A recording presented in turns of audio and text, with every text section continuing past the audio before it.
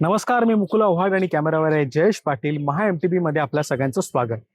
मंडळी, आता मी ज्या ठिकाणी उभा आहे तिथे मागे आपल्याला या पायऱ्या दिसत आहेत. दक्षिण मुंबईमध्ये मुसाफिरी करत असताना आपण सुद्धा अनेक वेळेला या पायऱ्या बघत असाल किंवा आपल्या मित्रमंडळींसोबत कॉलेजमधून बाहेर पडल्यानंतर मुंबईची सगळी सफारी करत असताना दक्षिण मुंबईचा कालाघोडाचा परिसर असेल किंवा त्याच्या पुढे जाऊन हा जो सगळा आपल्याला परिसर बघायला मिळतो, तिथे लक्षवेधी असं ह्या एशियाटिक सोसायटीच्या टाउन हॉलच्या या पायऱ्या. अनेक वेगवेगळे प्री वेडिंग फोटोशूट्स असतील किंवा आपल्या मित्रमैत्रिणींसोबत जर फोटोग्राफी करायची असेल तर हक्काने जमण्याची जागा म्हणजे एशियाटिक सोसायटी ऑफ मुंबईच्या या पायऱ्या. पण मंडळी, तुम्हाला माहिती आहे का की या वास्तूच्या आतमध्ये जी एशियाटिक सोसायटी ऑफ मुंबई आहे तिच्या मागे सुद्धा एक असा महत्वपूर्ण इतिहास आहे. मुंबईमध्ये आपल्याला अनेक असे वारसास्थळं बघायला मिळतात. त्यातील एक महत्वाचं स्थळ म्हणजे एशियाटिक सोसायटी ऑफ मुंबई. या एशियाटिक सोसायटीचा इतिहास, वर्तमान आणि भविष्याच्या त्याच्या दिशा आपण आता जाणून घेणार आहोत. चला तर मग. दक्षिण मुंबईचा सार्वजनिक ठिकाणी असलेला एक सांस्कृतिक केंद्रबिंदू म्हणजे एशियाटिक सोसायटी ऑफ मुंबईचा हा टाउन हॉल आणि या 30 पायऱ्या. आता सुरुवातीला या सगळ्यांची निर्मिती कशी झाली, ही प्रक्रिया कशी होती ते आपण समजून घेऊया. साधारणपणे इंग्रजांनी ज्या वेळेला भारतावर कब्जा केला, ज्या वेळेला भारत देश इंग्रजांच्या अधिपत्याखाली होता, त्यावेळेला इथल्या सगळ्या राज्यांमध्ये, इथल्या सगळ्या नगरांमध्ये सामाजिक, सांस्कृतिक, आर्थिक परिवर्तन आपल्याला बघायला मिळालं. आपण बघू शकता की मुंबईचा जो आधुनिक काळातला इतिहास आहे तो सुद्धा या 18व्या शतकाच्या उत्तरार्धामध्ये आणि 19व्या शतकाच्या पूर्वार्धामध्ये सुरू होतो, ज्या वेळेला मुंबई मोठ्या प्रमाणात इंग्रजांच्या कार्यासाठी विकसित होत होती. याच पार्श्वभूमीवरती 26 नोव्हेंबर 1804 रोजी सर जेम्स मॅकिन्टोश यांनी लिटररी सोसायटी ऑफ बॉम्बेची स्थापना केली.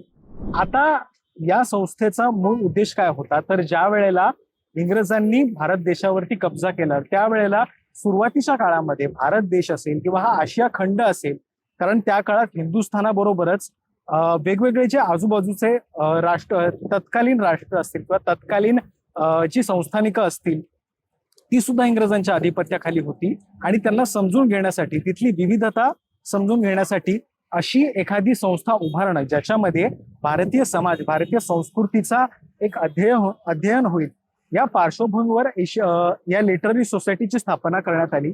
त्याच्यानंतरच्या काळामध्ये ज्या वेळेला वेगवेगळ्या सोसायट्यांचं एकत्रीकरण झालं त्यावेळेला एशियाटिक सोसायटी ऑफ बॉम्बे ही एक सोसायटी आपल्याला इथे निर्माण झाल्याचं बघायला मिळतं. आता साधारणपणे 1810च्या नंतर मुंबई सारख्या ठिकाणी एका सार्वजनिक सभा जिथे उभारली जाईल अशा पद्धतीच्या एका भल्या मोठ्या जागेची आवश्यकता होती. त्या पार्श्वभूमीवरती टाउन हॉल उभारण्यासाठी तत्कालीन सरकारमधल्या लोकांनी निर्णय घेतला. मात्र त्याचा आराखडा तयार करण्यापासून ते संपूर्ण टाउन हॉलची निर्मिती करण्यापर्यंत मोठ्या प्रमाणात खर्च त्यावेळी लागणार होता, जो खर्च केवळ सरकार उचलू शकत नव्हती, इंग्रज सरकार. म्हणून एका विशिष्ट लॉटरी स्कीमच्या माध्यमातून टाउन हॉलची रचना तयार करण्यात आली, ज्याच्यामध्ये वेगवेगळ्या तत्कालीन धनदांडग्यांनी मोठ्या प्रमाणात पैसे देऊन या जागेची निर्मिती करण्यात आली होती. साधारणपणे 1821 ते 1832 या कालावधीमध्ये, म्हणजे 10 ते 12 वर्षांचा हा जो कालावधी आहे, त्याच्यामध्ये एशियाटिक सोसायटीच्या टाउन हॉलची निर्मिती करण्यात आली. असं म्हणतात की ग्रेट थिंग्स टेक टाइम, म्हणजे एखादी मोठी गोष्ट, आपल्याला एखादं भव्य काम जर आपल्याला उभं करायचं असेल तर त्याच्या निर्मितीसाठी मोठ्या प्रमाणात वेळ लागतो, मोठे कष्ट लागतात आणि मोठे पैसे लागतात. तत्कालीन इंग्रज सरकारच्या काळामध्ये आपल्याला हीच प्रक्रिया इथे बघायला मिळाली, ज्यामुळे साधारणपणे 200 ते 222 वर्ष टिकलेली अशी एक एशियाटिक सोसायटी ऑफ मुंबईची ही इमारत आपल्याला इथे बघायला मिळते. आता या इमारतीचं, या वास्तूचं महत्व असं आहे की साधारणपणे त्या काळामध्ये जी वेगवेगळी स्थापत्य कला इंग्रज आपल्या बरोबर घेऊन आलेले, त्याच्यावरती मोठ्या प्रमाणात युरोपीय शैलीचा आपल्याला प्रभाव बघायला मिळतो. म्हणूनच निओ क्लासिकल शैली असेल किंवा ग्रीक आर्किटेक्चर जे असेल, या पार्श्वभूमीवरती या इमारतीची आणि या वास्तूमधल्या वेगवेगळ्या कोपऱ्यांची सुद्धा बांधणी करण्याचं आपल्याला इथे बघायला मिळालं. आता एशियाटिक सोसायटीचं हे जे सगळं संचित आहे ते नेमकं काय आहे, कुठल्या महत्वाच्या व्यक्तींनी यामध्ये योगदान दिले ते आपण लक्षात घेऊया. सुरुवातीला एशियाटिक सोसायटी ऑफ मुंबईमध्ये आज आपण इथे मोठमोठ्या प्रमाणात समोरनं गाड्या जात असतात, इथे वेगवेगळ्या वयोगटातली माणसं फोटोग्राफी करतात. मात्र या सोसायटीच्या आतमध्ये कुठलं संचित दडलेलं आहे त्याची जरा एकदा माहिती घेऊया. सुरुवातीला 15,000हून अधिक असे मौल्यवान दस्तावेज हस्तलिखित या सोसायटीमध्ये आपल्याला बघायला मिळतात. त्याचबरोबर अगदी कुमारगुप्तांच्या काळापासून ते अगदी अकबर असेल किंवा छत्रपती शिवाजी महाराजांच्या काळातली जी नाणी आहेत ती मूळ नाणी या एशियाटिक सोसायटी ऑफ मुंबईमध्ये आपल्याला बघायला मिळतात. त्या काळाची जी कागदपत्र होती, ज्या नोंदी होत्या, त्या मोठ्या प्रमाणात त्याचे मॅन्युस्क्रिप्ट आपल्याला इथे बघायला मिळतात. त्याचबरोबर सोपारा येथे मोठ्या प्रमाणामध्ये जे एक आर्किओलॉजिकल सर्वे ऑफ इंडियाच्या माध्यमातून उत्खनन करण्यात आलं होतं, जे अगदी इंग्रजांच्या काळापासून सुरू होतं, तिथले बुद्धकालीन अवशेष या आपल्या एशियाटिक सोसायटीमध्ये आपल्याला बघायला मिळतात. त्याचबरोबर उल्लेखनीय बाब अशी आहे याच्यामध्ये की साधारणपणे 14व्या शतकामध्ये डांटे अलिगरी नावाचा जो एक युरोपीय सुप्रसिद्ध कवी होता, त्याने डिव्हाइन कॉमेडी नावाचं एक साहित्यातला मानबिंदू ठरणारं कलाकृती लिहिली. या कलाकृतीचा इतिहास सुद्धा तितकाच गमतीशीर आहे. जगामध्ये केवळ आणि केवळ याचे 2 मूळ हस्तलिखित आहेत, ज्याचा एक हस्तलिखित आपल्याला एशियाटिक सोसायटी ऑफ मुंबईमध्ये सापडतो. आणि तो सुद्धा कसा, तर माउंट एल्फिन्स्टनने ज्या वेळेला मुंबईवरती तो शासन करता होता त्यावेळेला एशियाटिक सोसायटीला ही मूळ हस्तलिखित भेट दिली. आता ज्या वेळेला इटलीमध्ये 1930च्या काळामध्ये बेनितो मुसोलिनीचं राज्य आलं, त्यावेळेला हे मूळ हस्तलिखित आम्हाला परत करा, आम्हाला हवं आहे, या पार्श्वभूमीवरती मुसोलिनीने त्यावेळेला जवळपास 1 मिलियन पाऊंड्स एशियाटिक सोसायटीला देऊ करण्याचा निर्णय घेतला. मात्र एशियाटिक सोसायटी ऑफ मुंबईने हे पैसे नाकारले. त्यांनी असं म्हटलं की एशियाटिक सोसायटी ऑफ मुंबईच्या एका माजी सभासदाने आम्हाला ही देणगी दिली आहे, ही वस्तू दिली आहे, ज्याचं मोल पैशामध्ये करता येत नाही, म्हणून आम्ही ही मूळ प्रत जी आहे ती मुसोलिनी यांना परत करू शकत नाही. त्यामुळे सांस्कृतिक दृष्ट्या याचं महत्व नेमकं काय आहे हे आपल्याला या निमित्ताने बघायला मिळतं.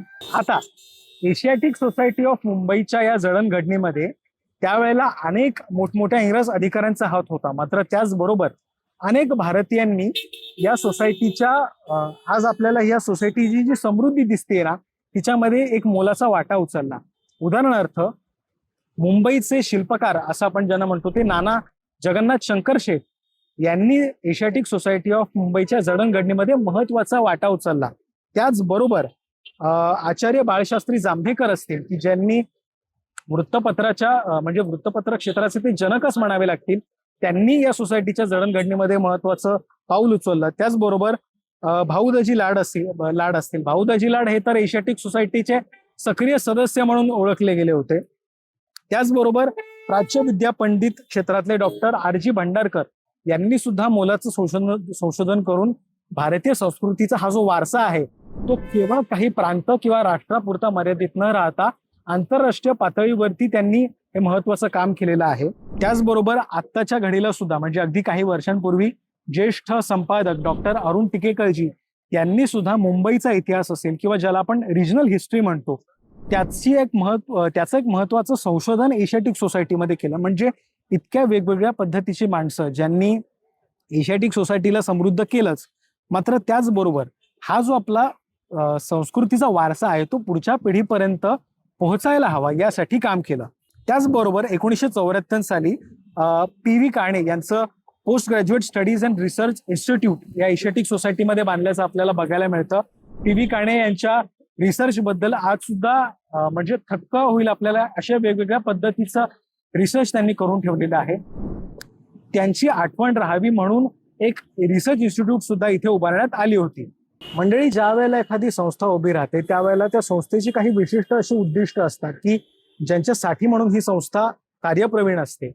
एशियाटिक सोसायटी ऑफ बॉम्बे सारख्या संस्थेला तर इतक्या सगळ्या वर्षांचा काय आपण एक म्हणूया की इतक्या 2 शतकांचा अनुभव होता आणि त्या पार्श्वभूमीवरती प्रामुख्याने जी जुनी हस्तलिखित असतील किंवा ज्याला आपण मॅन्युस्क्रिप्ट म्हणतो त्यांचं संग्रहण करणं हा या एशियाटिक सोसायटी ऑफ मुंबईचा महत्वाचा उद्देश होता. त्याचबरोबर या संग्रहाच्या बरोबरच मोठ्या प्रमाणात संशोधनाला चालना मिळावी यासाठी वेगवेगळ्या शिष्यवृत्त्यांची निर्मिती करण्यात यावी. विद्यार्थ्यांना मोठ्या प्रमाणात विद्यार्थ्यांनी इथे येऊन वेगवेगळी पुस्तकं हाताळावीत, विचारांचं आदान प्रदान व्हावं यासाठी सार्वजनिक सभेचं आयोजन करणं अशा सगळ्या पार्श्वभूमीवरती एशियाटिक सोसायटी ऑफ मुंबई मागचा अनेक काळ कार्यरत होती। एशियाटिक सोसायटी ऑफ मुंबई सारखी एक समृद्ध संस्था जिला इतक्या मोठ्या प्रमाणात वारसा लाभलेला आहे, ती संस्था मात्र मागच्या काही काळापासून गटांगळ्या खात होती। म्हणजेच काय तर माध्यमांमध्ये आलेल्या वृत्तानुसार एशियाटिक सोसायटी ऑफ मुंबईचे जे आपलं ग्रंथसंग्रहालय आहे त्या ग्रंथसंग्रहालयामधल्या दुरावस्थेवरती अनेकांनी प्रश्नचिन्ह उपस्थित केले होते। त्याचबरोबर संस्थेची जी आर्थिक अडचण होत होती त्याच्यामध्ये मोठ्या प्रमाणात सभासदांनी त्याबद्दल सुद्धा तक्रारी केल्या होत्या। कर्मचाऱ्यांचे थकलेले पगार असतील किंवा अत्यंत मोलाचे असे जे दस्तऐवज आहेत त्यापैकी काही दस्तावेजांना वाळवी लागणं किंवा स्थापत्यशास्त्राच्या अनुषंगाने इमारतीची देखभाल न होणं, अशा सगळ्या पार्श्वभूमीवरती एशियाटिक सोसायटी ऑफ मुंबई मागच्या काही वर्षांमध्ये अनेक आव्हानांना सामोरं जात होते। याच पार्श्वभूमीवरती सप्टेंबर 2025 मध्ये एशियाटिक सोसायटीच्या एका जनरल मीटिंगमध्ये नोव्हेंबर महिन्यामध्ये एशियाटिक सोसायटी ऑफ मुंबईची निवडणूक, जी व्यवस्थापन समितीची निवडणूक आहे ज्याच्यामध्ये अध्यक्ष असतील किंवा सचिव असतील, त्याचबरोबर व्यवस्थापन समितीचे जे कर्मचारी असतील त्यांच्यासाठीची निवडणूक पार पडणार होती। मात्र ऑक्टोबर 2025च्या पहिल्याच आठवड्यामध्ये एशियाटिक सोसायटी ऑफ मुंबईमध्ये काही विशिष्ट लोकांनी, काही विशिष्ट गटांनी खोगीर भरती केल्याचा आरोप माध्यमांमध्ये मोठ्या प्रमाणात रुजू लागला आणि त्या पार्श्वभूमीवरती काही लोकांनी चॅरिटी कमिशनर अर्थात धर्मादाय उपयुक्तांकडे धाव घेण्याचा निर्णय घेतला।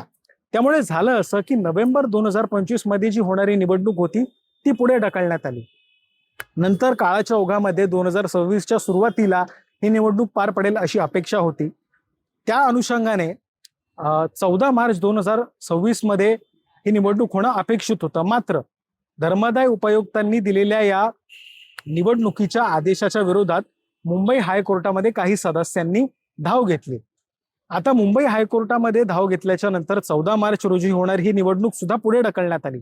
म्हणजेच काय तर एशियाटिक सोसायटीची ही जी निवडणूक आहे ती तब्बल 2 वेळा पुढे ढकलण्यात आली।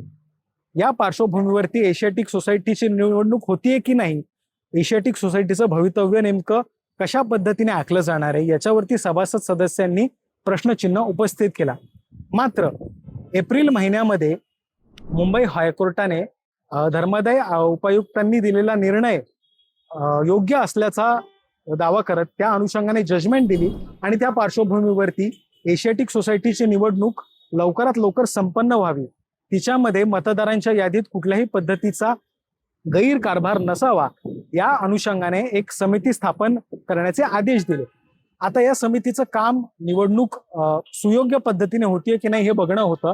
वेगवेगळे सदस्य या समितीमध्ये होते आणि त्या पार्श्वभूमीवरती निवडणुकीच्या तयारीला जोर आला आणि त्या अनुषंगाने 4 जुलै 2026 रोजी एशियाटिक सोसायटीची निवडणूक संपन्न झाली।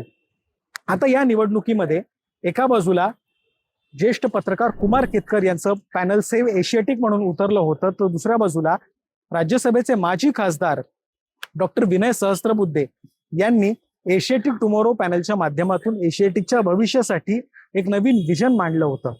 ही निवडणूक केवळ 2 माजी खासदारांमध्ये नव्हती, तर एशियाटिकचं भविष्य कशा पद्धतीने आकाराला येईल या पार्श्वभूमीवरती ही निवडणूक संपन्न झाली, ज्यामध्ये एशियाटिक टुमॉरो पॅनलचा विजय झाला आणि डॉक्टर विनय सहस्त्रबुद्धेजी अध्यक्षपदावरती रुजू झाले।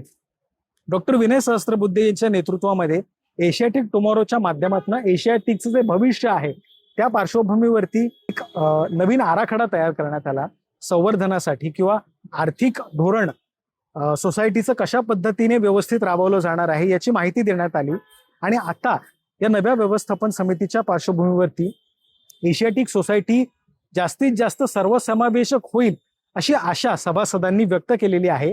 ज्ञानसंचिताचा समृद्ध वारसा लाभलेली एशियाटिक सोसायटी ऑफ मुंबई केवळ एक वारसा स्थळ नसून तुमच्या आमच्या पिढ्या घडवण्याचं एक महत्त्वपूर्ण असं साधन आहे। एक अशी वास्तू जिच्या माध्यमातून भारतीय संस्कृतीचा जो एक व्यापक आणि सर्वसमावेशी विचार होता तो आपल्याला पुराव्यानिशी दस्तऐवजीकरणाच्या माध्यमातून आपल्याला लक्षात येतो आणि त्याचबरोबर भविष्याची दिशा कशी असायला हवी या पार्श्वभूमीवरती एक आपण ज्याला मंथन म्हणतो ते या सोसायटीच्या माध्यमातून घडतं। एशियाटिक सोसायटी ऑफ मुंबईचा समृद्ध इतिहास आणि वर्तमान या सगळ्या विषयांचा आढावा आज आपण या व्हिडिओच्या माध्यमातून घेतला। आपल्याला हा व्हिडिओ कसा वाटला हे मला कमेंट बॉक्समध्ये नक्की सांगा आणि बातम्यांच्या ताज्या अपडेटसाठी महा MTBच्या यूट्यूब चॅनलला सबस्क्राईब करायला विसरू नका. धन्यवाद.